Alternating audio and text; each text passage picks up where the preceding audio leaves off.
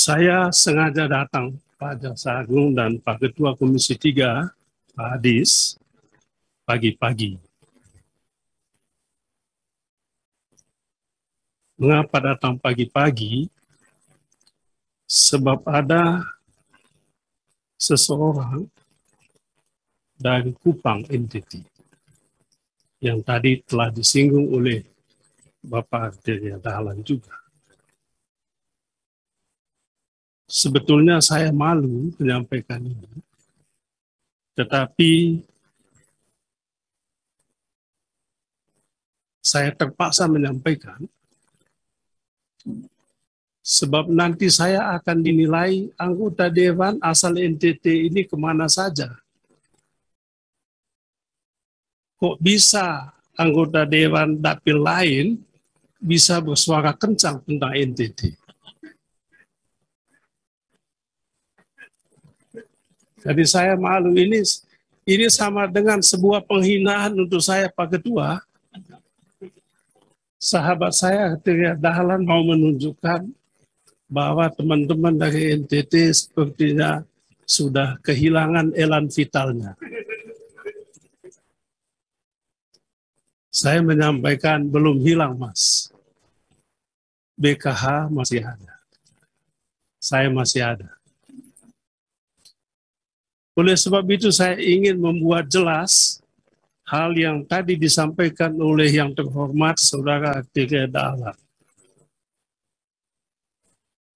Yang disebut oleh Saudara Arteria Dahlan tadi, Hieronymus Taulin adalah korban. Saya sengaja kemarin panggil dia datang ke Jakarta di ruangan saya, di ruangan ketua fraksi Demokrat MPR. Saya panggil dia, kau datang ke sini, kau tunggu besok pagi kau datang ikut nonton sidang Komisi 3 dengan Saudara Jaksa Agung. Ada dia di atas. Ya. Ya karena nggak dikasih makan di sana mungkin dia ke sini. Ya. Pasti. Dia di tempat saya, Pak. Di tempat Pak Benny nggak dikasih makan, Pak.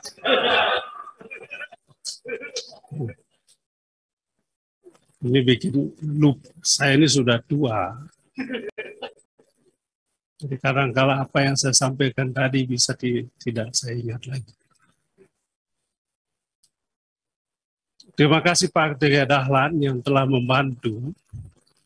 Tapi kasusnya Pak Jaksa Agung, beliau rumahnya didatangi oleh jaksa yang tadi disebut itu. Ditangkap langsung di situ OTT. OTT. Operasi tangkap tangan. Saya bangga dengan Kejaksaan Agung. Bangga. Tetapi kemudian saya mulai perlahan-lahan hilang kebanggaannya ini apabila ada sesuatu di balik ini. Apa sesuatunya ini? Setelah jaksanya ditangkap oleh Kejaksaan Agung, Saudara Hieronymus tadi tidak ada angin, tidak ada hujan, dipanggil oleh kejaksaan dan ditetapkan sebagai kasusnya sudah disidik. Kasus dia ini kontraktor kecil. Kontraktor kecil, kasus yang 2015 tahun lalu, 2015, 6 tahun lalu, diungkit-ungkit lagi. Dan Pak Jaksa Agung tahulah di NTT ini kan dapat proyek ini, kalau nggak dibeli anggarannya susah. Udah beli anggarannya juga, ada juga biaya pengamanan hukum di kejaksaan, di kepolisian. Lebih aneh lagi, jaksa ikut main proyek di NTT. Berkali-kali saya ngomong dulu Pak, tapi susah. Malu saya. Ada yang bilang saya, Pak Beni ini sudah 4 periode di anggota DPR, tidak ada kemajuan penegakan hukum di NTT ini. Betul Pak. Tapi mungkin juga Kajatinya sudah sumpek juga Pak, terlalu lama di sana. Sudah 2 tahun lebih Pak, Jaksa Agung 2 tahun lebih. Banyak juga suara yang kelompok datang sama saya, Pak Beni kalau bisa Kajatinya itu dipindahkan. Banyak juga Kajari di NTT bukan menyelesaikan masalah, tapi bikin masalah. Jadi kejaksaan adalah bagian dari problem penegakan hukum. Soal kita. Oleh sebab itu Pak Jaksa Agung saya mohon supaya tertibkanlah Kejati NTT. Tolong korban tadi Hieronymus Taulin itu dikawal, diamankan. Kalau bisa Bapak Arteria Dahlan berkenan rumahnya dijadikan tempat untuk pengamanan beliau. Dia nggak merasa apa-apa, tapi karena ya. Terima kasih Pak Arteria Dahlan. Yang kedua, saya juga sungguh mendukung tadi Bapak Arteria yang terhormat menyampaikan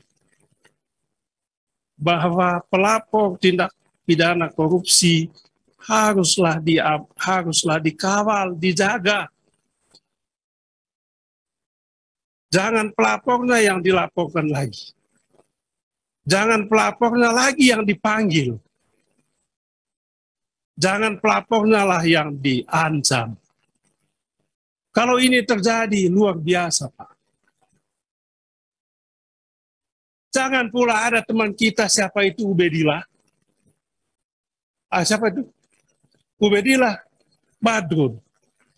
Lapor anak presiden ke KPK, kalau dia yang dilapor lagi. Mohon Pak Jaksa Agung, tertibkan penegakan hukum di Republik ini. Sesuai dengan tadi yang disampaikan oleh yang terhormat Saudara Arteria Dahlan. Janganlah pelapor itu yang dipanggil-panggil lagi untuk diperiksa. Sama dengan beliau mengatakan tidak setuju Ubedillah, siapa Ubedillah Badrun dipanggil-panggil lagi nanti hanya karena lapor Bapak Saudara Arteria Dahlan. Oh, beda. Itu jaksa yang Arteria jaksa melapor melalui pimpinan Pak Arteria. Jadi Ini saya biar Pak Arteria nanti. Pak Beni silakan dulu, nanti setelah itu baru. Ya. Ya, silakan. Saya yang terhormat Saudara Arteria. Ya, silakan Pak Beni. Sudah. Tolong saya kasih kesempatan. Sudah Pak Beni, sudah. Silakan Pak Beni, Ya. silakan. Ini yang tadi sudah saya tutup, bisa saya buka-buka lagi nih. Sudah Pak Beni. Tadi beliau 1 jam, saya juga dong. Iya, Pak Beni boleh 1 jam, boleh. Silakan Pak Beni. Tapi kalau saling berbicara gini kan tidak selesai. Pak Arteri, silakan Pak Beni dulu selesaikan. Ya. Ya. Mesti tertibkan dulu. Sudah boleh saya ngomong lagi nggak? Udah. Arteria, udah boleh nggak? Sudah Pak Udah Beni. boleh lagi nggak? Inilah Pak Beni kadang-kadang juga. Ya, karena Dia saya larang bicara Pak. tadi apa yang tadi saya ngomong terakhir?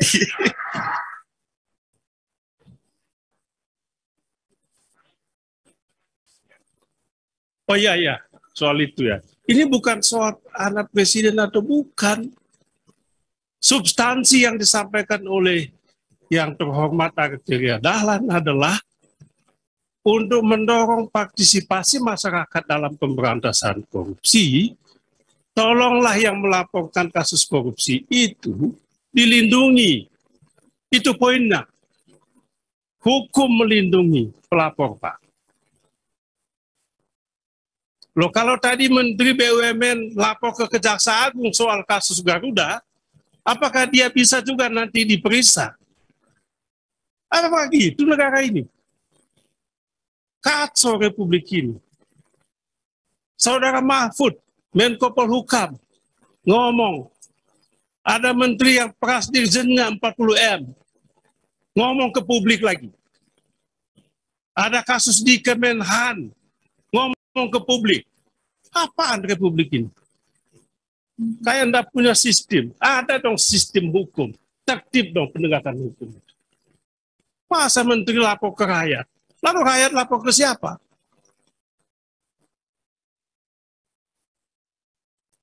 Jadi mohon maaf kalau saya ngomong soal anak yang terhormat Saudara Presiden. Siapa namanya saya lupa ya. Pak Suding tolong sebut namanya.